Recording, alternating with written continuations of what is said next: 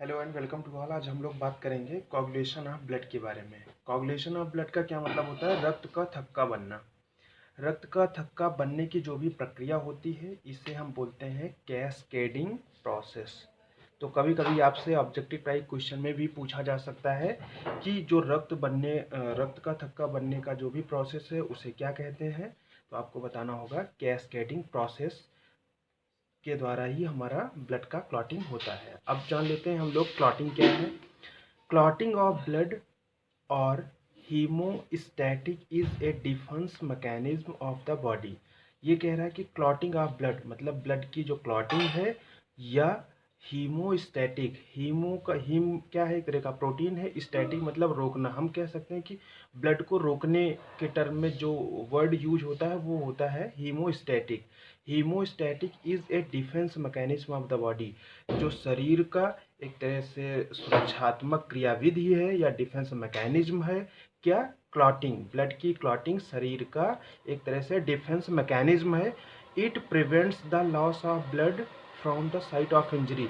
ये क्या करता है? ये रोकता है ब्लड को लॉस होने से। From the site of injury मतलब जहाँ पे इंजरी, चोट, घायल हुए हैं व्यक्ति, वहाँ से ब्लड लॉस को रोकता है। If A leak develop in blood vessels, यदि कोई लीकेज डेवलप होता है ब्लड की वेसल्स में, तब क्या होता है? A clot is formed, a clot is formed and it plugs the leak. एक जो क्लॉट होता है वो फॉर्म्ड होता है मतलब बनता है, और जो कि लीक को बंद करने का काम करता है। इस तरह से हम कह सकते हैं this prevent loss of blood. इस तरह से ये ब्लड लॉस को रोकने का काम करता है। कौन? Clotting of the blood. अब हम लोग बात करेंगे मैकेनिज्म ऑफ क्लॉटिंग की। तो जो हमारा ब्लड क्लॉट होगा उसका क्या क्रियाविधि होती है, क्या मैकेनिज्म होता है, उसके बारे में हम लोग थोड़ा सा डिस्कस करेंगे। देखिए, आपको मैंने बताया था कि जो ब्लड में दो तरह की कंपोनेंट्स होते हैं, एक आपका प्लाज्मा होता है, दूसरा ब्लड सेल्स होती हैं। तो ब्लड सेल्स में आरबीसी, डब्ल्यूबीसी और तीसरा होता है प्लेटलेट्स। तो प्लेटलेट्स को ही मैंने बताया था कि उसको एक और नाम से जानते हैं, थ्रोम्बोसाइट।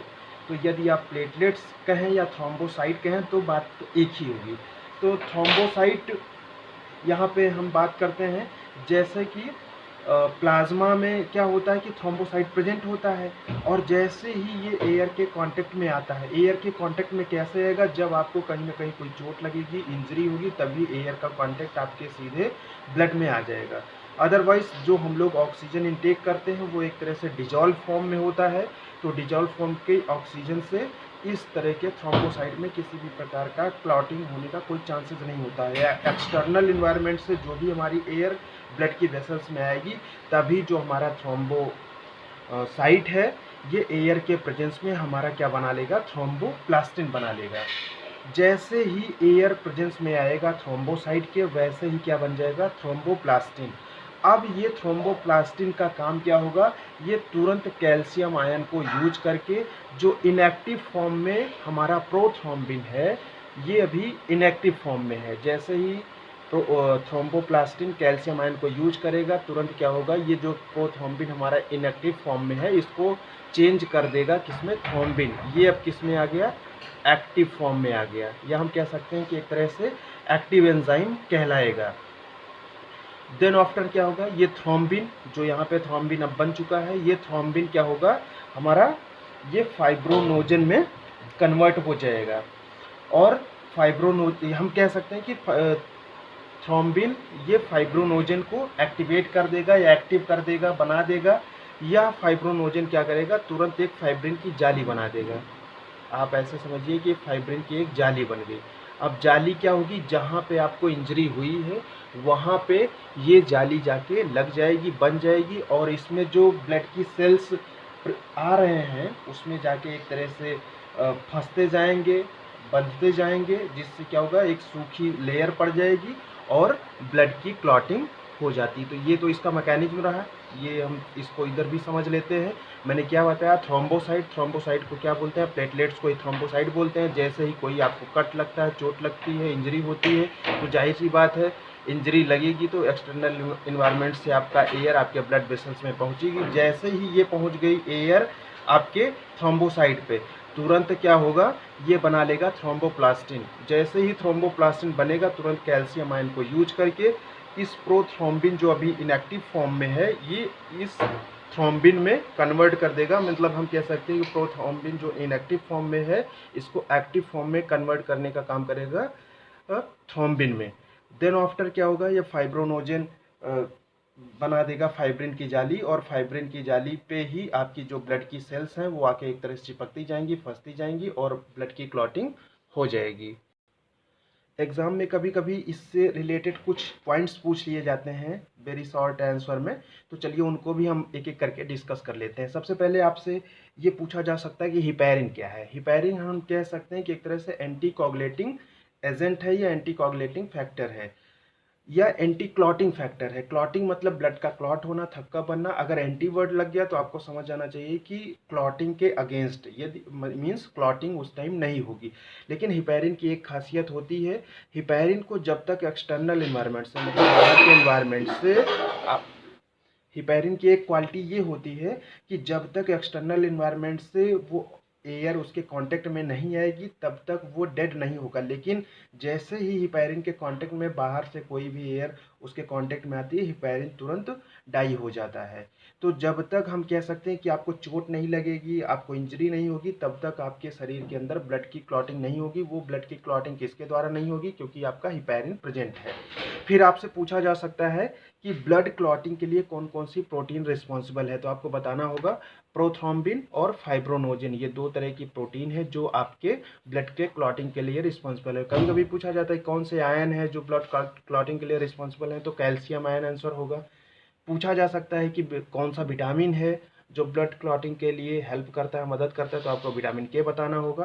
फैक्टर की बात करें, सबसे ज़्यादा लोग सोचते हैं कि इतने ज़्यादा फैक्टर हैं, नाम ही बहुत डिफिकल्ट है, तो याद कैसे होगा। देखिए फैक्टर तो 1 to 12 होते हैं, हालांकि 30 नंबर का जो फैक्टर होता है वो फाइब्रिन की जाली बन ही जाती है। तो इतने फैक्टर को याद करने से अच्छा है कि कुछ इंपॉर्टेंट फैक्टर हैं आप उनको याद कर सकते हैं। फैक्टर फर्स्ट जो है आपका वो फाइब्रोनोजिन है, फैक्टर सेकेंड है प्रोथ्रोम्बिन है, फैक्टर थर्ड है थ्रोम्बोप्लास्टिन, फैक्टर फोर्थ है कैल्शियम आयन। तो ये 3-4 फैक्टर हैं, अगर आप इनको याद कर लेते हैं तो इसी में से ज़्यादातर क्वेश्चन पूछे जाते हैं। फिर हम बात करेंगे ब्लीडिंग टाइम का। ब्लीडिंग टाइम का क्या मतलब होता है, bleeding time taken for the bleeding to stop is known as the bleeding time. मतलब जैसे आपको यदि कोई चोट लगती है तो चोट लगने से स्टार्टिंग से लेके कितनी देर तक वो आपका ब्लीडिंग हो रहा है, उसी टाइम को हम क्या बोलते हैं, ब्लीडिंग टाइम। तो इसका नॉर्मल ब्लीडिंग टाइम की यदि बात की जाए तो 1 से 4 मिनट, 1 से 4 मिनट तक नॉर्मल आपका ब्लीडिंग टाइम होना चाहिए। यदि किसी प्रकार की छोटी मोटी इंजरी होती है, चोट लगती है जिससे ब्लड निकलता है, यदि इससे ज़्यादा निकल रहा है तो कहीं ना कहीं हम कह सकते हैं कि आपका जो क्लॉटिंग टाइम है वो थोड़ा सा लेट है। दूसरा हम समझते हैं क्या है क्लॉटिंग टाइम। क्लॉटिंग टाइम है क्या, it is the time taken by the blood to clot. ये उस समय का ये टाइम उस टाइम का है जब हमारा ब्लड को क्लॉट होना है। मीन्स अगर आपको चोट लगी, चोट लगने से लेकर के जब आपका ब्लड का फ्लो हो रहा है, ब्लड के फ्लो के साथ साथ कितने टाइम तक आपका वो ब्लड क्लॉट हो जा रहा है, उसी टाइम को हम लोग क्या बोलते हैं, क्लॉटिंग टाइम।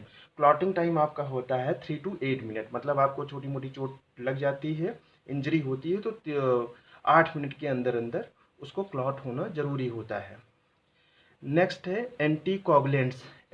एंटी कोगुलेंट्स क्या है, कोगुलेशन मतलब एक तरह से थक्का बनाने, एंटी मीन्स उसके अगेंस्ट मतलब थक्का न बनने देना। तो एंटी कोगुलेंट्स क्या है, these are the chemical substance which prevent the clotting of the blood.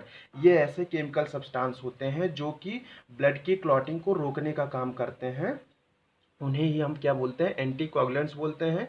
Example में हिपैरिन, मैंने बताया था कि हिपैरिन की वजह से ही आपका शरीर के अंदर जो भी ब्लड का फ्लो हो रहा है वो जमता नहीं है। हाँ, जम तब जाएगा जब डायरेक्ट एयर के प्रेजेंस में हिपैरिन आ जाएगा। उसके बाद ये सोडियम साइट्रेट है, पोटेशियम साइट्रेट है, एक्स्ट्रा तमाम इस तरह से एंटी कोगुलेंट्स होते हैं जो आपके ब्लड को आपके ब्लड के वेसल्स में जब तक ऑक्सीजन नहीं पहुंचता है तब तक उसको क्लॉट करने से रोकते हैं।